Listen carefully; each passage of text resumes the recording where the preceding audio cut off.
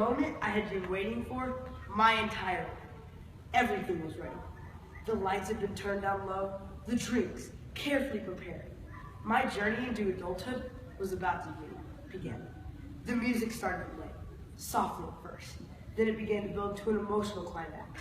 The gold words crawled across the black screen. Then a ship exploded into my view, and a terrifying battle was raging between the forces of good and evil. A few minutes later, a beautiful princess appears a hologram, speaking these words to the young hero. This is our most desperate hour. I was watching Star Wars, the greatest movie ever made. Or so my dad used to tell me.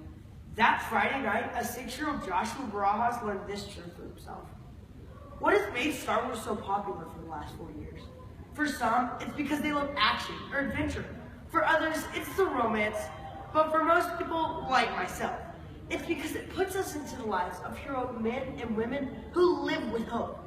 For Princess Leia, it was "Help me, Obi-Wan Kenobi, you're my only hope." For Luke Skywalker, it was dreaming of a life beyond Uncle's farm. For Rey, it is a hope that someday she will see her parents again. Now, Star Wars may not be real, but it does remind me of a real hero from the Bible who lived his life with the hope that the best was yet to come. Romans 4:18 says, "Against all hope, Abraham in hope believed, and so became the father of many nations." Now, go back in time and put yourself in Abraham's sandals.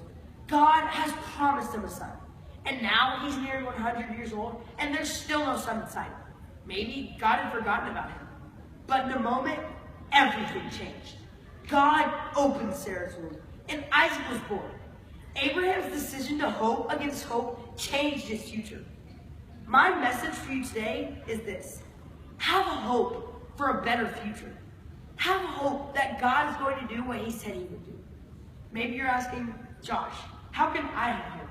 What do I need to do to have an awesome future?" Well, it's easy.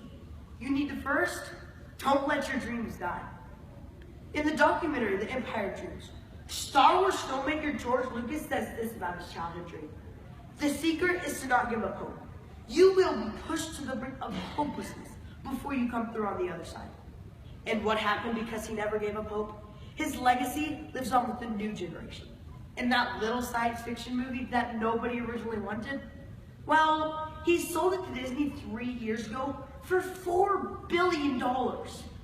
Abraham never let his dream of being the father of many nations die.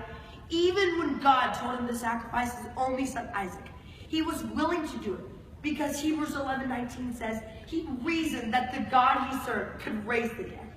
It's easy to spot someone who lives with hope. They will not quit. They will not give up on God's promise. It doesn't matter if the enemy has closed your womb or if your promised future seems so far away. Does all hope seem lost for you? Don't let your dreams die. But not letting your dreams die is not enough. You must also put your trust in God. Watching Star Wars movies may be fun, but Hollywood can't provide the real hope we need. That's what I love about Abraham's story.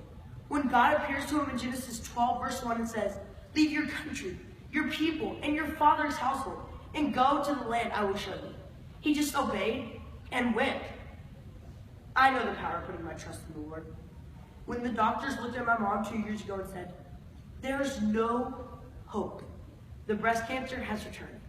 And this time, it's in the bone." But against all hope, we still had hope. And after bombarding heaven for over a year with our prayer, the report that came from the doctor was this: we can't explain it, but we can't see the cancer anymore. I learned something about hope that day. When the enemy released all of his power against my mom, when he whispered his dark promise of an early cancer death sentence, I stood on the words of Romans 4:20, where Paul says, "I did not waver through unbelief regarding the promise of God." God healed my mom, and she sits here today as a living testimony of the power of God's word. But what about you? I don't know what battle against the forces of our adversary you are facing, but I do know that the same power that raised my mom from death's door is available for you today. Choose hope, not despair.